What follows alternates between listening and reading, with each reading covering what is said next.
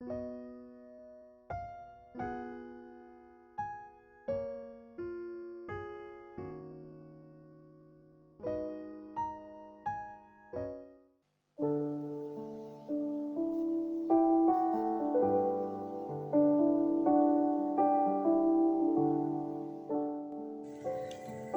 malam Bapak Ibu dan saudara-saudara yang dikasihi dan yang mengasihi Tuhan. Kembali pada saat ini kita masuk dalam ibadah keluarga atau yang biasa kita lakukan di kelompok kita masing-masing, yaitu ibadah Patuen. Mari sebelum kita membaca dan merenungkan bagian dari firman-Nya, kita berdoa lebih dahulu. Bapa di surga, kami datang kepadamu dengan rasa syukur karena kebaikan-Mu terus berlangsung dalam perjalanan kehidupan kami sampai dengan saat ini. Di tengah-tengah pergumulan dunia akibat dari pandemi COVID-19, Engkau senantiasa menyertai kehidupan kami sehingga kami senantiasa juga bersyukur kepada Tuhan. Ampuni dosa dan kesalahan kami Tuhan yang seringkali mendukakan hati Tuhan. Kami berkumpul di tengah-tengah keluarga kami untuk kembali mempersiapkan diri mendengar suara-Mu. Engkau berikan kekuatan dan pengertian akan firman yang akan kami baca dan renungkan. Di dalam Tuhan Yesus Kristus kami sudah berdoa. Amin. Bacaan pada hari ini diambil dari Injil Yohanes pasal yang ke-16. Kita baca ayat yang ke-16 sampai dengan ayat yang ke-24. Tinggal sesaat saja dan kamu tidak melihat aku lagi, dan tinggal sesaat saja pula dan kamu akan melihat aku.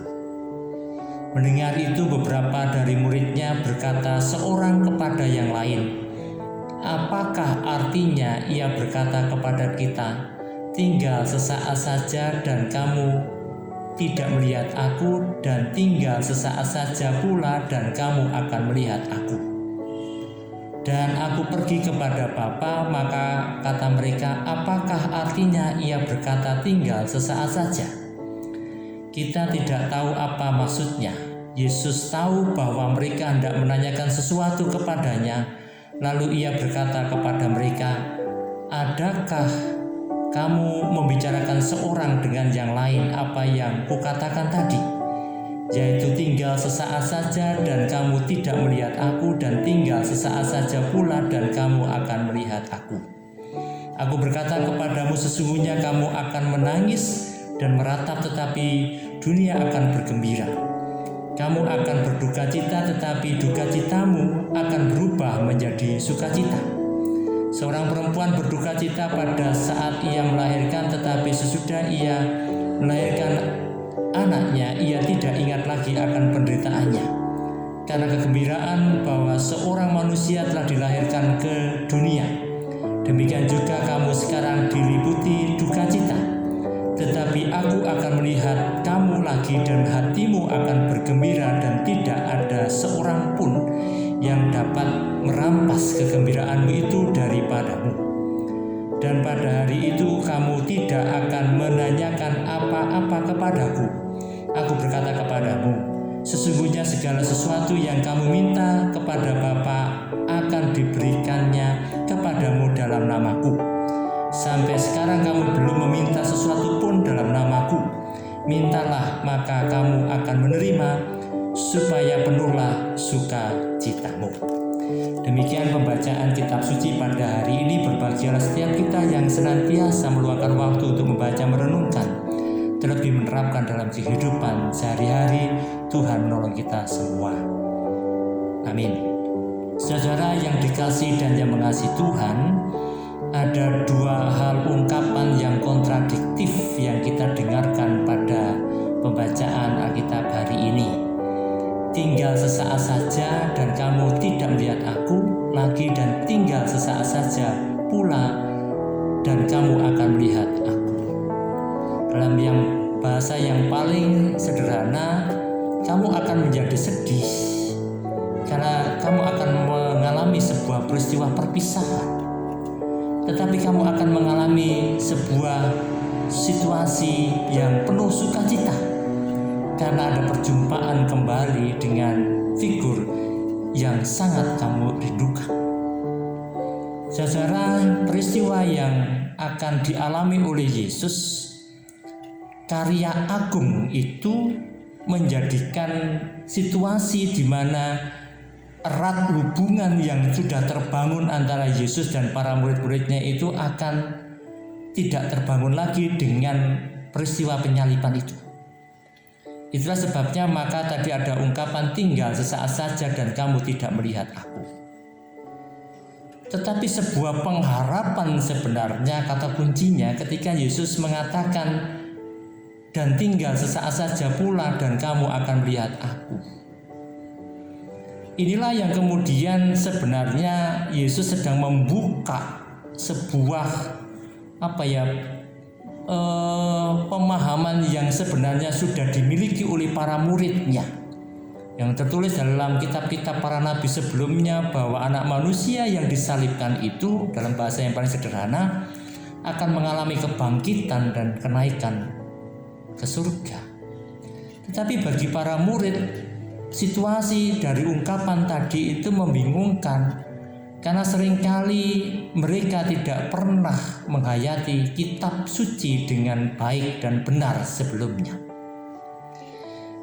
Pengalaman yang akan mereka alami adalah sebuah pengharapan yang sudah pasti karena terungkap dari Allah yang adalah Yesus itu yang akan mengalami, dan itu juga menunjukkan bahwa rancangan itu memang sudah dirancang jauh sebelumnya. Bahwa ada penyaliban yang mungkin akan mengakibatkan duka cita, tetapi ada kebangkitan yang adalah sukacita yang sungguh luar biasa. Karena tidak hanya sekedar sebuah pertemuan lagi dengan Yesus yang bangkit.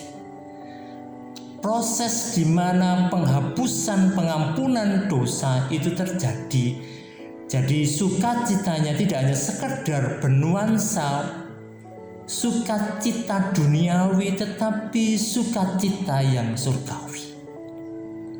Nah, itulah sebabnya maka tadi juga terungkapkan mungkin saja duka cita karena perpisahan, karena proses penyaliban itu terjadi dialami oleh para orang-orang yang percaya, yang dekat dengan Yesus, menjadi peristiwa yang penuh dengan sukacita mereka yang menolak Yesus. Demikian juga halnya terjadi bahwa bagi anak-anak Tuhan setelah kebangkitan, setelah penghapusan dosa itu terjadi, maka sukacita karena kebajikan yang dimilikinya bisa jadi menjadi sebuah duka cita bagi para orang-orang yang tidak mengenal Kristus. Karena penghapusan dosa itu masih belum dimilikinya. Kehidupan yang kotor masih terus berlangsung dalam hidupnya. Pengharapan tidak ada lagi, dan kelak ketika Tuhan Yesus datang yang kedua kalinya, mereka belum mempersiapkan dirinya. Oleh karena itu Bapak Ibu dan Saudara yang terkasih, catatan penting adalah kalau ditarik dalam kehidupan kita saat ini, jika duka cita itu terjadi dalam diri Yesus yang karena kehendak Allah yang baik untuk orang banyak Dia disalibkan, maka demikian juga terjadi dalam kehidupan kita jika kita menderita akibat dari proses kehidupan kita yang bersaksi tentang Kristus yang baik melalui kehidupan kita itu, yang juga sama dialami Yesus ketika disalibkan. Di sana Allah yang menyertai, maka penderitaan yang kita alami ketika kita melakukan kehendak Allah, maka Kristus juga ada bersama dengan kita.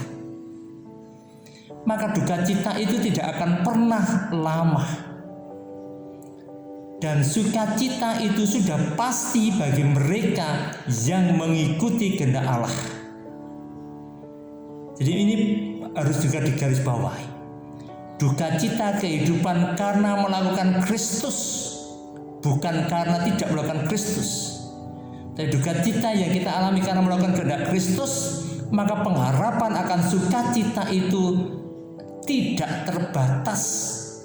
Karena sukacita yang akan didapatkan mereka yang mengalami duka cita karena melakukan kehendak Kristus adalah sukacita dalam ranah dimensi surgawi yang terus berlangsung dalam kehidupan orang itu, baik ketika berada di dunia maupun berada kelak ketika Tuhan sudah memanggilnya. Nah, satu hal yang menarik kemudian dalam bacaan kita adalah Aku berkata kepadamu, sesungguhnya segala sesuatu yang kamu minta kepada Bapa akan diberikannya kepadamu dalam namaku. Dalam bahasa yang paling sederhana adalah, jika kamu meminta karena kamu melakukan sesuatu yang aku rancang dalam hidupmu, pasti Tuhan akan menyertai, pasti Tuhan akan memenuhi segala kebutuhanmu. Hanya saja, sampai sekarang kamu belum meminta sesuatu pun dalam namaku. Hanya saja, sampai sekarang pun mungkin masih banyak orang yang belum melakukan kehendak Allah sehingga dia tidak meminta sesuatu untuk menopang perjalanan hidup kekristenannya. Mintalah, maka kamu akan menerima, supaya penuhlah sukacita. Maka mintalah dalam hal ini adalah bekerjalah untuk Tuhan, bukan untuk yang lain. Bekerjalah dalam pekerjaanmu sesuai dengan talenta Tuhan, dengan jujur, dengan tulus sukacita. Itu tandanya saudara dan saya meminta akan menerima, supaya orang yang melakukan kehendak Allah ini, yang selalu ditopang oleh Allah ini, mereka itulah yang sedang dalam proses memenuhi sukacitanya. Ini yang dimaksudkan dalam firman malam hari ini. Berbahagialah kita yang terus masuk dalam proses untuk senantiasa meminta kepada Tuhan. Yang dimaksudnya di sini meminta adalah yang senantiasa melakukan pekerjaan Tuhan dengan segala topangan yang Tuhan lakukan.